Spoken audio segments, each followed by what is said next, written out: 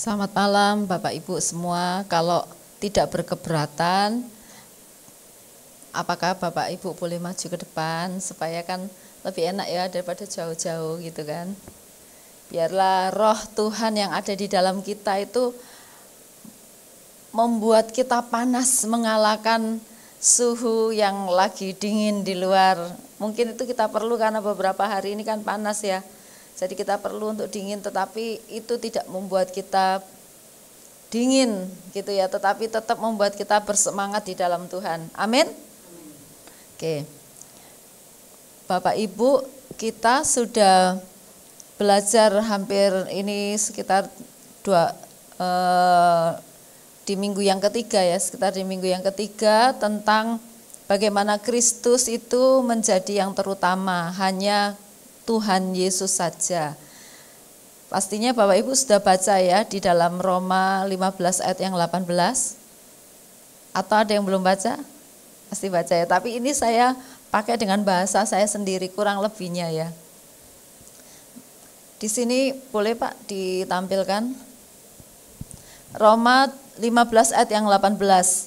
Jadi sebab aku tidak akan berani berkata-kata tentang sesuatu yang lain gitu. Jadi kita tidak berbicara tentang sesuatu yang lain selain Kristus. Apa itu?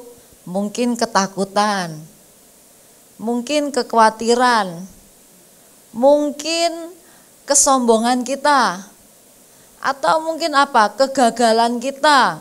Kita terus perkatakan, ketakutan kita terus perkatakan.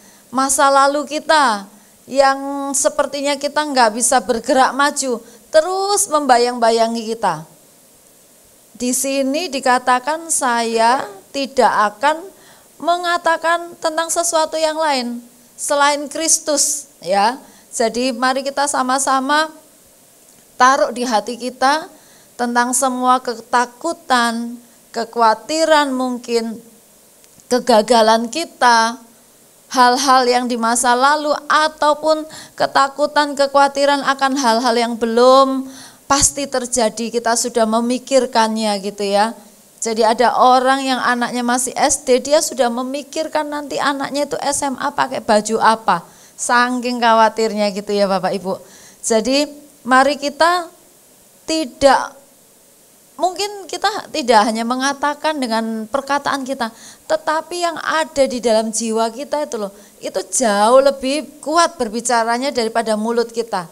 Ya, kadang kekhawatiran itu enggak hanya dikatakan dengan mulut kita, tetapi sepertinya itu bawaan kita itu sudah kelihatan, orang sudah bisa lihat auranya itu khawatir gitu ya.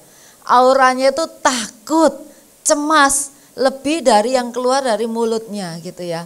Ya, karena sesungguhnya tubuh kita itu berbicara jauh lebih kuat daripada perkataan kita gitu ya. Tapi malam hari ini dikatakan mari kita akan menjadi berani untuk berkata-kata tentang apa yang telah dikerjakan Kristus ya. Aku akan berani berkata-kata tentang apa yang telah dikerjakan Kristus olehku, ya. Kok ada sesuatu yang lain kayaknya nggak nyambung ya. Ini kepotong, ya. Jadi bulan ini kita belajar untuk kita yang menjadi fokus kita itu adalah apa yang Tuhan Yesus sudah kerjakan dalam hidup kita. Jadi biarlah kita bersentral, berfokus dengan apa yang Tuhan Yesus sudah kerjakan dalam hidup kita. Nah selanjutnya Pak, ini kalau dalam hidupnya Paulus ya, tulisannya kecil-kecil ya. Kalau hidupnya Paulus, apa yang Kristus lakukan dalam hidup Paulus itu membuat Paulus bisa memimpin bangsa-bangsa lain kepada ketaatan, baik melalui perkataannya Paulus, perbuatannya Paulus, maupun kuasa dan tanda-tanda mujizat yang dikerjakan oleh Roh Kudus melalui hidup Paulus. Sehingga dalam perjalanan keliling Paulus itu ya, dari Yerusalem sampai ke Ilirium, ya Ilirium, Ilirikum. Nah, itu Paulus memberitakan Injil Kristus. Jadi dia punya perjalanan hidupnya, mungkin setengah dari perjalanan hidupnya itu kalau yang pertama awal-awalnya mengejar pengikut-pengikut Kristus untuk dibinasakan. Tetapi terjadi pembalikan keadaan di perjalanan hidupnya yang kedua, justru dia memberitakan Kristus sampai pada akhir hayatnya. Di sini kita melihat apa sebenarnya yang dikerjakan Kristus dalam hidup Paulus itu apa sebenarnya. Sampai Paulus mengalami perubahan yang bisa dibilang 180 derajat dari kehidupan yang lamanya. Bahkan dia rela menyerahkan masa depan dan penghidupannya bahkan nyawanya kepada Kristus. Kalau orang Jawa bilang kok ya cek belan-belan ini.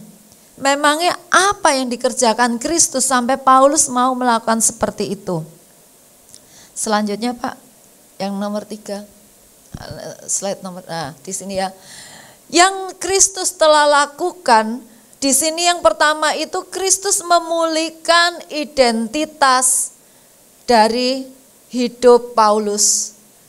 Kristus melalui kematiannya dan kebangkitannya, Kristus itu memulihkan identitas dari setiap orang-orang yang percaya kepadanya. Yang kedua yaitu Kristus memulihkan nilai. Maksudnya gini, siapa orang itu yang sesungguhnya, siapa saya yang sesungguhnya. Dan yang ketiga yaitu Kristus memberikan panggilan hidup dalam kehidupan orang itu. Ini selasa lalu Miss Lucy sudah membahasnya ya. Sudah membahas, jadi pada waktu kita menerima Kristus, identitas kita dipulihkan. Kita mengerti bahwa hidup kita itu berharga dan kita mengerti bahwa kita memiliki tujuan hidup. Tuhan memanggil kita seperti yang Tuhan inginkan. Saya kasih contoh beberapa aja, enggak semua. Selanjutnya Pak Hendro. Ya, di sini saya kasih contoh, salah satunya identitas kita adalah sebagai anak Allah. Anak Allah itu kalau Tuhan itu, Allah itu adalah Bapak kita dan kita anaknya. Pada waktu kita menerima Kristus sebagai Tuhan dan Raja, maka kita menjadi satu anggota di dalam kerajaan Tuhan. Kita menjadi anak-anak Allah. Nah, kalau kita jadi anak, kalau Bapak Ibu punya anak, pasti orang tua itu akan mencintai anaknya.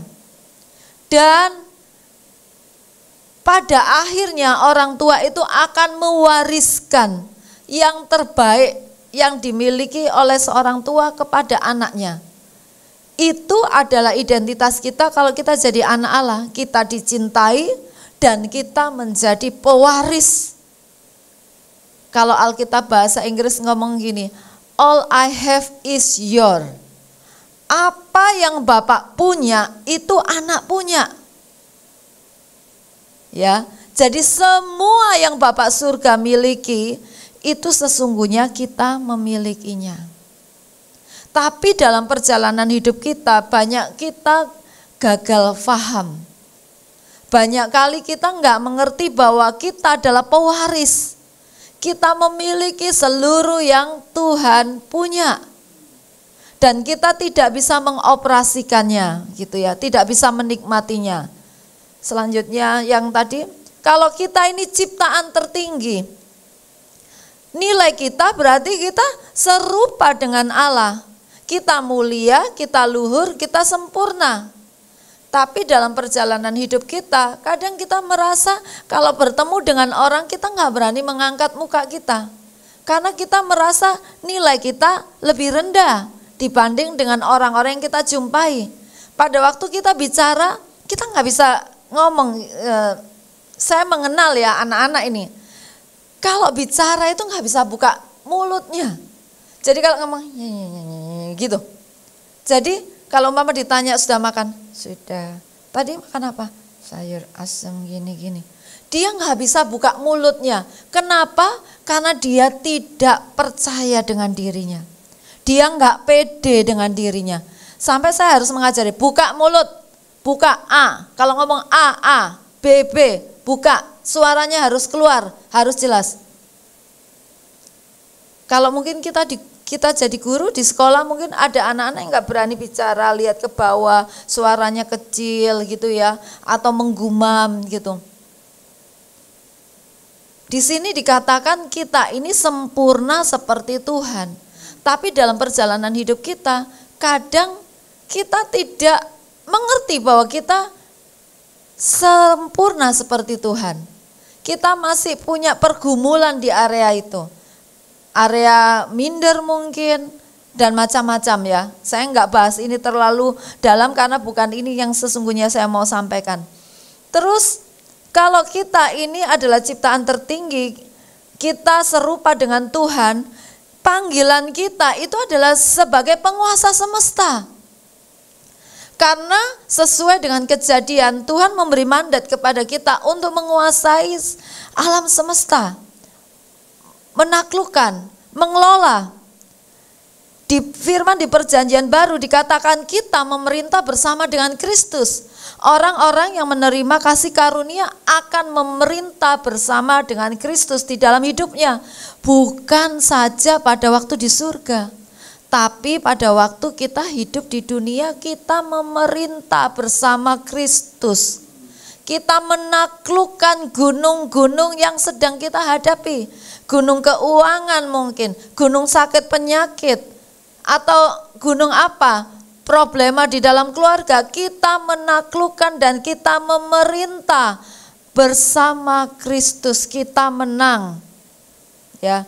Kalau kita ini identitasnya sebagai murid Kristus, maka nilai kita seperti Kristus. Kita memiliki kehidupan yang seperti Kristus seharusnya. Maka kita punya panggilan kita untuk memuridkan. Kenapa Paulus itu sampai dikatakan di salah satu firman tuh, hanya dalam 2 tahun seluruh Asia itu mengenal Injil, mendengar Injil. Dan dikatakan dia memiliki perjalanan keliling itu, kalau nggak salah ada 2 kali perjalanan misinya dia. Kenapa dia melakukan itu? Kenapa dia menyelesaikan tugas itu? Yang pertama tadi adalah Paulus sudah mengalami pemulihan identitasnya. Dia mengerti siapa hidupnya di dalam Tuhan dan dia mengerti ada panggilan hidup yang harus diselesaikan. Ada tugas yang harus diselesaikan sama dengan kita. Selanjutnya Pak. Tapi seringkali di dalam perjalanan kehidupan kita, kita tidak bisa memenuhi panggilan hidup kita. Kita tidak bisa berfungsi sebagaimana seharusnya kita. Sehingga satu hari nanti kalau kita menghadap Bapa di sorga, seperti firman Tuhan katakan, ada talenta-talenta yang diberikan dan Tuhan meminta pertanggungjawaban.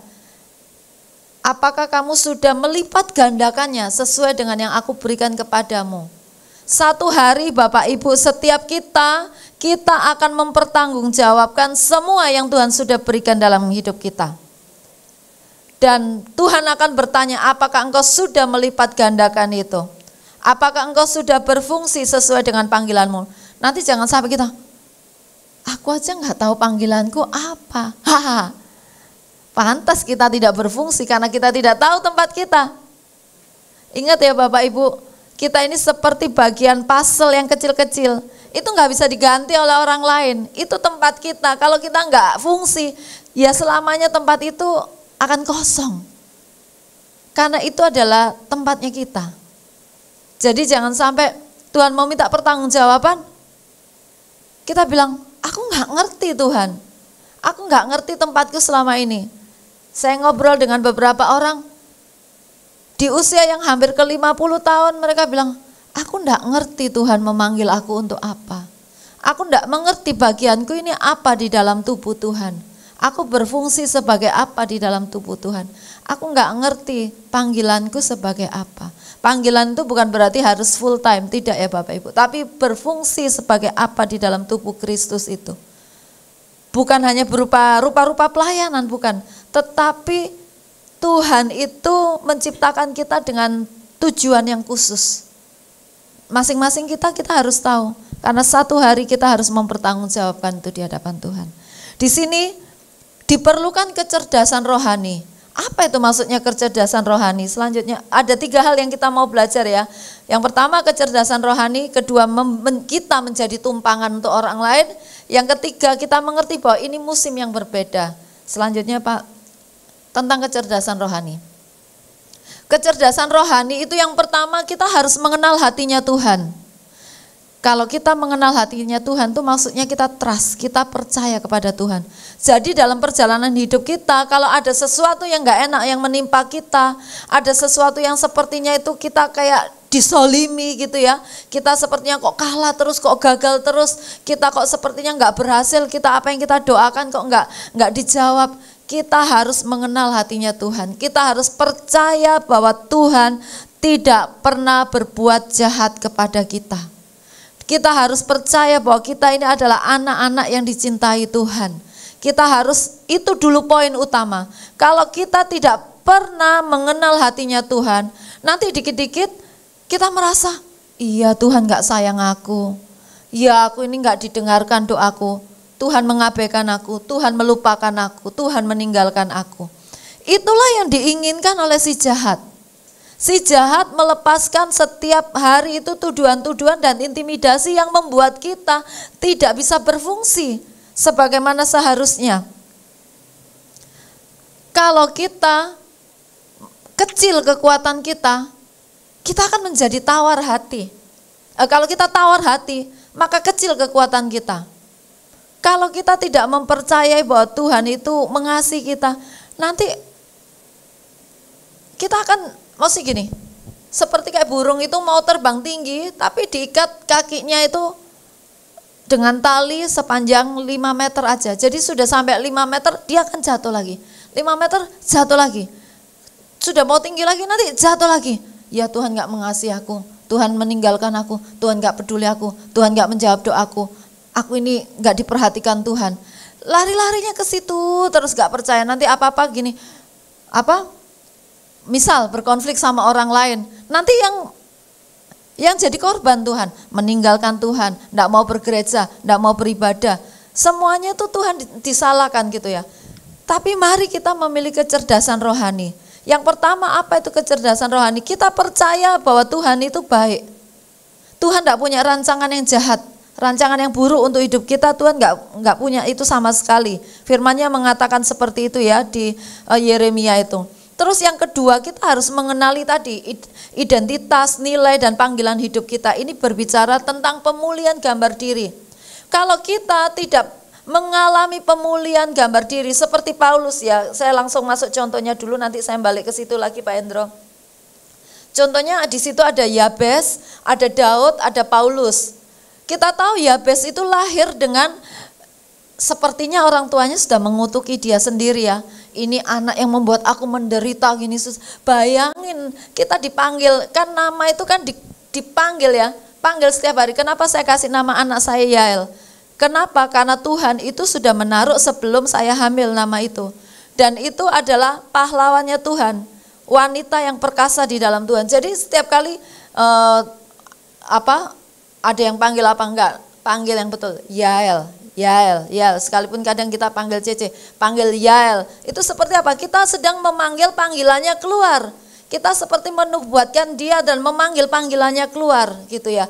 Nah ini kalau orang dikasih nama, oh kamu itu membuat ibumu sengsara, kamu itu membuat ibumu mati, menderita. Bayangin sepanjang umur hidupnya dia penuh dengan beban berat. Tetapi Yabes punya kecerdasan rohani.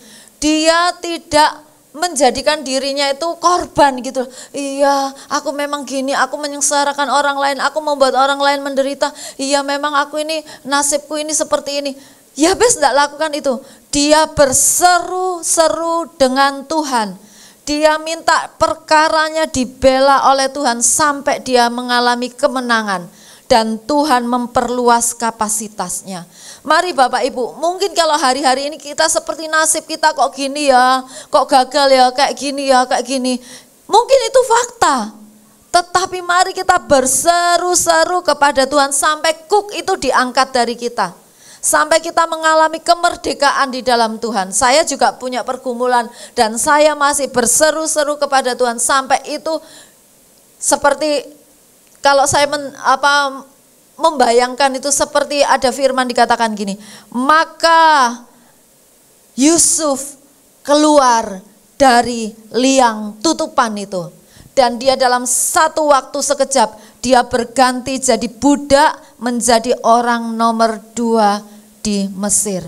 Satu hari pada waktunya datang, tiba-tiba dalam satu hari Tuhan bisa memulihkan kita. Jangan hilang pengharapan Bapak Ibu. Jadi kalau keadaan kita belum seperti yang Tuhan janjikan, mari mengenali identitas kita. Bahwa kita ini adalah orang-orang yang lebih daripada pemenang. Kita harus perkatakan itu, saya berharga, saya dicintai Tuhan, saya diberkati Tuhan, hidup saya berhasil, saya makmur. Itu harus diperkatakan. Kenapa? Karena si jahat setiap hari membombardir kita dengan hal-hal yang membuat kita semakin jatuh, semakin terpuruk, merasa gagal, merasa tidak berdaya, tidak berfungsi, tidak dicintai, ditinggalkan dan sebagainya. Tapi mari kita memiliki kecerdasan rohani. Apa itu? Pada waktu si jahat itu datang, mari kita datang dengan seperti firman ini. Minta tolong Pak di Mazmur 118 ayat 10 dan 2. Itu yang slide bawahnya Pak. Mazmur 118 ayat 10 sampai 12. Bisakah Pak? Oke. Oh saya enggak tulis. Mazmur 118 ayat 10 sampai 12.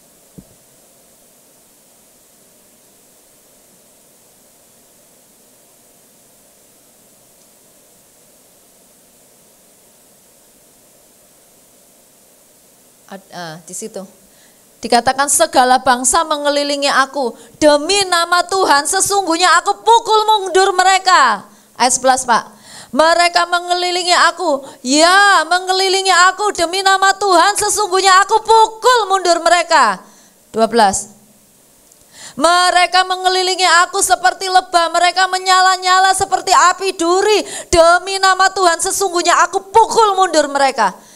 Kita harus punya spirit of warrior, punya roh pejuang. Kita harus dengan roh Tuhan yang ada di dalam kita. Kita dikatakan bukan oleh kuat dan gagahmu, tapi oleh rohku kata Tuhan, firman Tuhan.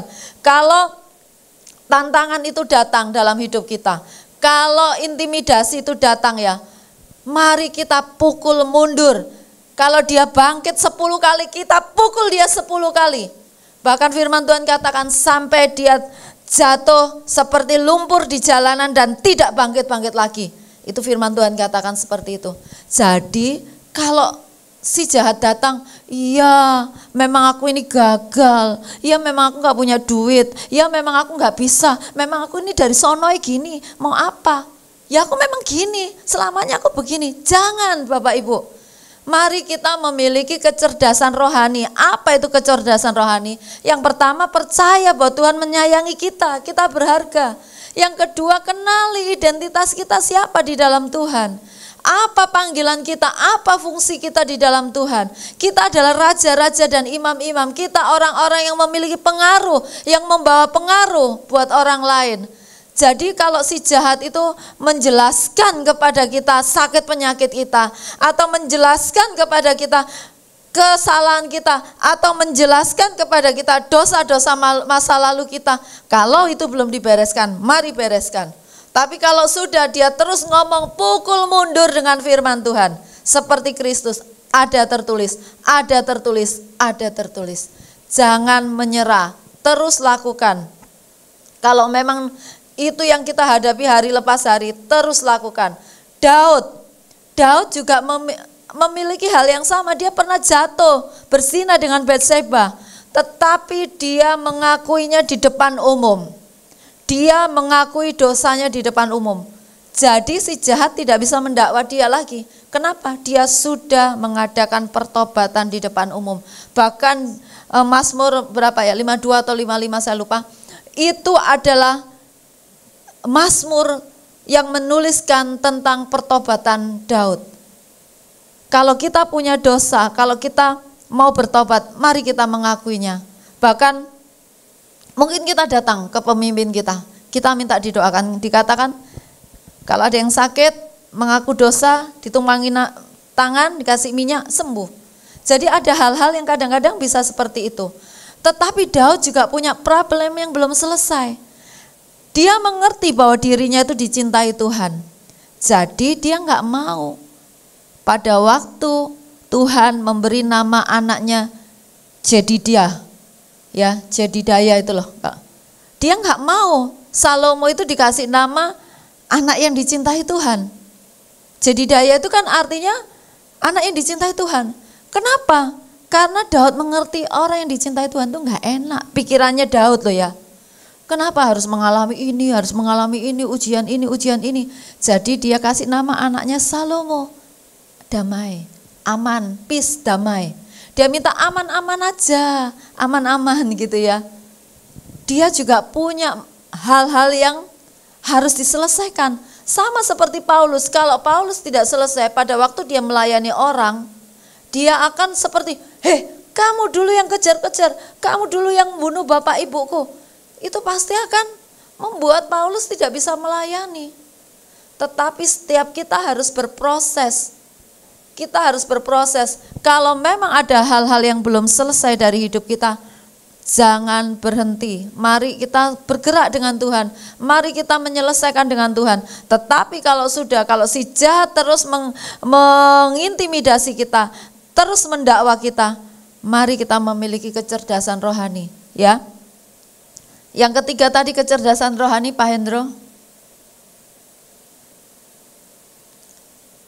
Mengenali dan mengenal tipu daya. Berarti apa? Harus punya respon yang benar. Dan strateginya seperti apa? Kalau enggak, hidup kita akan menjadi orang yang terkalahkan. Kita merasa kita tidak beruntung, kita merasa kita tidak berbahagia, kita merasa kita enggak bisa apa-apa, kita enggak punya apa-apa, aku ya wis gini-gini aja. Tuhan tidak pernah mengatakan kamu ya wis gini-gini aja. Tuhan mengatakan kamu orang-orang yang luar biasa. Kita adalah orang-orang yang luar biasa. Kita lebih dari pemenang. Tuhan mau itu tinggal dalam pikiran kita. Tuhan mau itu semua kita perkatakan. Supaya apa? Apa yang kita sering katakan lama-lama itu yang akan kita percayai, yang kita putuskan, yang kita lakukan itu sesuai dengan yang kita katakan. Siapa yang suka menggemakannya itu yang memakan buahnya. Jadi yang pertama, bagaimana kita bisa menyelesaikan panggilan kita? Yang pertama kita perlu punya kecerdasan rohani. Karena kalau enggak, kita balik-balik lagi, jatuh lagi. Kenapa? Karena yaitu tadi kita merasa tidak berharga, tidak dikasihi Tuhan, ditinggalkan Tuhan. Kita merasa ya aku ini orang berdosa. Enggak, ya setiap kita berdosa. Tapi mari kita menyelesaikannya dengan Tuhan, di dalam anugerah Tuhan, dan kita bangkit. Bangkit apapun keadaan kita hari-hari ini, mari kita bangkit. Jangan mau ditindas oleh si jahat. Jangan mau hak kita diambil oleh si jahat. Jangan mau dia mempermainkan kita. Pukul mundur sampai benar-benar si jahat itu mundur dari kita. Bahkan dikatakan sampai seperti lumpur di jalanan dan tidak pernah bangkit lagi. Musuh-musuh orang Israel itu sudah mati di lautan itu. Orang-orang yang mengejar Israel tidak pernah dilihat lagi. Mari sampai musuh-musuh yang mengejar kita tidak pernah kita lihat lagi.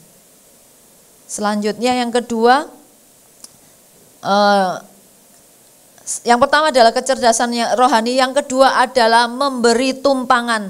Hidup kita ini menjadi tumpangan. Seperti Paulus bisa lakukan itu semua karena dia menjadikan dirinya itu tumpangan buat orang lain.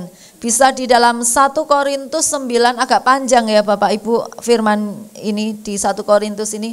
Tapi saya rasa ini perlu kita baca. Tak tolong Pak, ada ya. 1 Korintus 9 mulai ayat 19 sampai 23.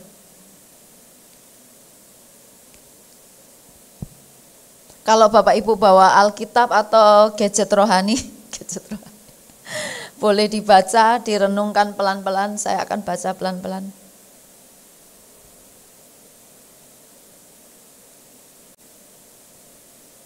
Sungguh pun aku bebas terhadap semua orang, aku menjadikan diriku hamba dari semua orang. Itu keputusan Paulus. Supaya aku boleh memenangkan sebanyak mungkin orang. Selanjutnya. Kecil nggak kelihatan.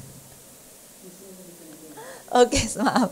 Demikianlah bagi orang Yahudi, Paulus menjadi seperti orang Yahudi. Supaya aku memenangkan orang-orang Yahudi. Bagi orang yang hidup di bawah hukum Taurat, aku menjadi seperti orang yang hidup di bawah Taurat, hukum Taurat. Sekalipun aku sendiri tidak hidup di bawah hukum Taurat. Supaya apa? Supaya aku dapat memenangkan mereka yang hidup di bawah hukum Taurat. Diulang beberapa kali. Next, Pak. Bagi orang-orang yang tidak hidup di bawah hukum Taurat, aku menjadi seperti orang-orang yang tidak hidup di bawah hukum Taurat. Sekalipun aku tidak hidup di luar hukum Allah. Karena aku hidup di bawah hukum Kristus. Supaya apa? Supaya aku dapat memenangkan mereka yang tidak hidup di bawah hukum Taurat. Next. Bagi orang-orang yang lemah, aku menjadi seperti orang yang lemah. Supaya aku dapat menyelamatkan mereka yang lemah. Bagi semua orang aku telah menjadi segala-galanya. Supaya aku sedapat mungkin memenangkan beberapa orang di antara kita. Yang terakhir, Pak. Segala sesuatu ini aku lakukan karena Injil. Supaya aku mendapat bagian di dalamnya. Jadi apa yang Paulus lakukan itu karena Injil. Kalau bahasa saya, dia menjadi keset. Supaya orang meletakkan kakinya yang kotor itu, mengusapkan kakinya yang kena kotoran manusia mungkin, atau kotoran binatang. Dikeset itu, supaya kaki orang itu bersih. Dan Paulus terkena kotoran itu. Dia akan memberikan punggungnya untuk orang lain menginjaknya, supaya orang lain itu bisa diangkat dan berdiri di puncak destininya. Mari, itu juga bagian kita, Bapak Ibu. Bagian kita adalah berani enggak kita kasih hidup kita seperti keset yang orang lain injak kita, supaya orang lain jadi bersih dan kita jadi kotor. Mau enggak kita kasih punggung kita supaya orang lain itu bisa menginjak dan dia bisa naik ke tempat yang lebih tinggi. Yang Paulus lakukan ini seperti Kristus. Kristus menjadi hamba dari semua orang. Kalau kita masih tersinggung, kalau kita masih emosi, enggak izin dulu, enggak ngomong dulu sama saya, enggak permisi, saya ini enggak dianggap sebagai apa. Mari kita bertanya dengan diri kita sendiri. Sudahkah kita menjadi keset buat orang lain? Supaya orang lain tuh ada di tempat yang seharusnya. Seorang pemimpin yang baik itu adalah orang yang mengerti, yang membawa orang-orang yang dipimpinnya sampai ke puncak destiny orang itu.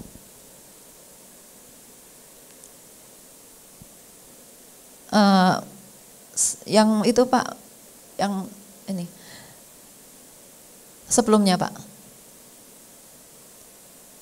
Ya, Paulus tidak menjadi bunglon.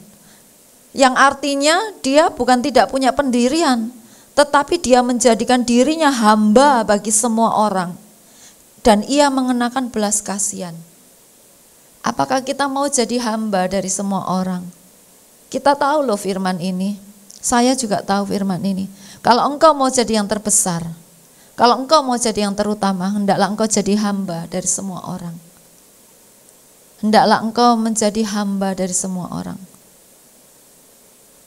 Saya mendorong kita semua di sini, bangku-bangku masih banyak yang kosong. Mungkin kita sudah berdoa, tapi apakah pada waktu orang-orang berdosa datang itu kita siap enggak mau melayani? Mau enggak kita menyapa mereka? Mau enggak kita membangun hubungan dengan mereka? Mau enggak kita mendoakan mereka? Mau enggak kita nelponin mereka, tanya kabarnya? Mau enggak kita jadi sahabat orang berdosa? Seperti Kristus juga jadi sahabat orang berdosa. Ataukah kita sibuk dengan diri kita sendiri? Oh, aku belum ini loh, aku belum dapat ini. Oh, aku mau ini loh, aku mau ini. Mari kita masing-masing melihat firman. Kalau Kristus aja mau jadi hamba bagi semua orang, Paulus juga mau jadi hamba jadi semua orang. Dikatakan, yang aku katakan hanya Kristus, yang lainnya enggak. Kalau kita ngomong Kristus hanya berupa pengajaran, itu mudah. Tapi kalau menjalani apa yang Kristus katakan, mau enggak jadi keset buat orang lain? Mau enggak jadi hamba supaya orang lain itu, misalnya gini, firman Tuhan bilang, hendaklah engkau menganggap orang lain jauh lebih utama dari dirimu sendiri. Katakan sama diri kita sendiri, Kiki, mau enggak kamu menganggap orang lain jauh lebih utama daripada dirimu sendiri? Mau enggak kamu berkorban untuk orang lain? Mau enggak kalau kamu disalahpahami, kamu tidak membalas dengan caci maki? Kamu tidak menjadi sakit hati, tetapi kamu mau enggak tetap baik sama orang itu? Biar ini jadi pertanyaan setiap kita. Mungkin kita pengen tempat ini penuh, tetapi masalahnya kalau mereka datang, kita siap enggak? Siap enggak memberi waktu, mengkonseling mereka? Mungkin orang-orang itu ngerepotin kita, mungkin orang-orang itu menjengkelkan buat kita, ya ngemes gitu ya. Mau enggak kita berkorban untuk itu? Belum lagi nanti kalau disalahpahami, belum lagi nanti kalau mungkin difitnah, disalah mengerti. Apakah kita mau jadikan diri kita tumpangan untuk orang lain? Supaya orang lain bisa dimuliakan, supaya orang lain bisa menempati tempatnya di puncak destiny mereka. Pemimpin adalah orang yang menuntun orang-orang yang dipimpinnya sampai pada puncak destiny mereka. Jangan mengatakan pemimpin, oh Pastor Sam pemimpin. Ya, Pastor Sam pemimpin, tapi setiap kita juga adalah pemimpin. Kita memimpin anak-anak kita memimpin keluarga kita memimpin diri kita sendiri, kita memimpin di tempat kita pekerjaan, kita atau dimanapun yang Tuhan percayakan. Mungkin di departemen yang kita layani sebagai tim doa, sebagai tim asyur, mungkin pujian penyembahan, kita adalah pemimpin.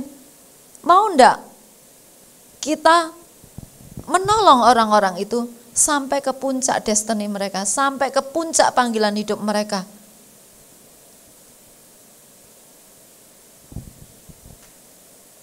Ini yang saya alami ya. Kalau kadang mereka itu kan seperti bayi gitu ya. Nanti kalau punya masalah datang. Nanti kalau sudah diurusi gitu, kadang marah-marah. Jangan ngurus-ngurus aku. Kamu gini. Loh. Kalau ada masalah datang. Kalau dikasih nasihat marah-marah. Kalau senang lupa. Ya itu semua orang kayaknya ya. Semua orang begitu. Tapi kalau kita diperlakukan seperti itu, apakah kita ngomong gini, enak aja, gini gitu. Kalau kita murid Kristus, Tuhan mengingatkan kita harus serupa dengan Dia. Seorang bapak tidak akan merasa terancam jika anak-anaknya itu jauh lebih sukses daripada bapaknya. Betul ya? Betul ya Pak Hendro? Kalau anaknya Pak Hendro lebih sukses dari Pak Hendro, apa Pak Hendro merasa tersinggung? Sebaliknya ya Pak, bangga, senang ya. Saya rasa seperti itu. Mari kalau ada orang-orang di bawah kita yang kita layani dan sekarang jadi hebat, jangan nggak eling dek biyen tak doano. Nggak eling biyen tak konseling sampai tengah malam, saiki gini wis sukses lupa aku. Berarti kita masih menuntut. Yang terakhir, ini adalah musim yang berbeda. Di mana sekarang adalah masa percepatan dan masa penggenapan dari segala sesuatu. Jangan sampai kita ketinggalan. Jangan sampai kita hanya puas dengan situasi kita. Tapi mari kita melihat bahwa Tuhan sedang melakukan percepatan dan penggenapan dari segala sesuatu. Kesudahan segala sesuatu sudah dekat. Ini masa di mana anak-anak Allah akan dinyatakan. Di mana anak-anak Tuhan akan bergerak di dalam sign and wonder. Tanda-tanda ajaib. Mari Bapak Ibu yang dulu ikut doa di rumah sakit, mari diaktifkan kembali kalau sudah enggak aktif. Karena ini waktu di mana anak-anak Tuhan itu akan dinyatakan oleh Tuhan dengan tanda-tanda ajaib, kuasa dan mujizat. Jangan sampai kita ketinggalan. Jangan sampai kita ketinggalan. Firman Tuhan katakan, jangan sampai kita jadi yang terdahulu tapi akhirnya jadi kemudian. Jangan tinggal dalam kenyamanan. Mari belajar, perlebar kapasitas kita, gali potensi kita, kembangkan bakat dan minat kita. Mari buat planning, perencanaan. Mari buat atur strategi, baca buku, tambahkan income, perbaiki sikap kita. Mari berpikir dan berespon positif. Hari-hari ini saya juga seperti harus memecuti diri saya sendiri untuk lakukan hal-hal ini. Jangan sampai kita sudah merasa, saya sudah jadi Kristen secara berkomitmen ya, sudah 36 tahun yang lalu. Jangan sampai saya jadi barang antik gitu ya. Barang antik yang sudah kayak expire gitu ya. Sudah ketinggalan zaman. Saking lamanya, saking tidak berfungsinya. Mari jangan tinggal nyaman dengan keadaan kita. Kalau kita selama ini berkhotbah dalam bahasa Indonesia, mari men-challenge diri berkhotbah dalam bahasa Inggris. Siapa tahu, kita nggak pernah tahu, mungkin Pastor Sam dapat undangan langsung. Pastor Sam bisa nggak melayani di Singapura, Pastor? Wah, kan kita nggak tahu. Yes, I'm ready. Kenapa? Karena sudah dilatih. Saya juga bahasa Inggris terbatas-batas, tapi saya membiasakan diri baca Alkitab bahasa Inggris. Dan saya membacanya dengan suara. Habis gitu kalau nggak tahu artinya ya saya cari gitu. Itu adalah salah satu cara belajar saya. Mari yang suka masak atau apa, cari menu-menu yang baru. Kayak kapan waktu Miss Sylvie kirim ada menu apa Miss ya, jajanan yang dikirim di ladies ya Miss ya. Kayak gitu. Mari kita mengeksplor diri kita. Mari kita melatih diri kita. Saya juga ditawari untuk ikut kayak pelatihan tentang AI. Jangan sampai kita ketinggalan. Nanti diajak ngomong anak-anak kita nggak paham apa. Ayo mari kita belajar juga. Karena apa? Karena kita harus berfungsi. Ya kan? Kita kan bukan barang antik yang sudah dilupakan, expire gitu kan. Tetapi kita akan berlari-lari bersama dengan Tuhan, mengerjakan panggilan yang Tuhan berikan. Kalau kita belum dipanggil pulang, berarti kita harus berfungsi. Kita harus berfungsi seperti yang Tuhan mau. Jadi, itu firman yang hari ini saya bisa bagikan. Bagaimana Paulus dalam 2 tahun menyelesaikan Asia. Tentunya bukan dengan ongkang-ongkang. Tentunya bukan dengan mengalir saja sesuai dengan tuntunan roh, itu betul. Tetapi pasti dia membuat perencanaan. Pasti dia memuridkan orang-orang, mengajar orang-orang, membangkitkan pemimpin-pemimpin di bawah dia. Betul, ada pemimpin di bawah dia, ada Timotius, ada Titus dan banyak orang. Nama-nama yang kadang kita kalau di salam penutup kitabnya Paulus, itu kan nama-nama yang sulit-sulit itu. Itu murid-murid Paulus yang dia latih dan dia bangkitkan. Jadi dia bisa menyelesaikan misi perjalanannya yang panjang itu bukan dengan ongkang-ongkang, di mana ada tantangan maut juga ada di dalamnya. Jangan sampai kita sudah di zaman modern ini dan kita lupa bahwa itu juga adalah panggilan kita sebagai orang percaya. Jadi jangan sampai kita hanya dengar firman dan oh ya, bahwa hanya Kristus. Betul hanya Kristus, tapi Kristus bukan hanya untuk dirimu, bukan hanya untuk diri saya, tapi Kristus untuk orang lain juga melalui saya. Melalui apa yang Kristus sudah lakukan dalam hidup kita.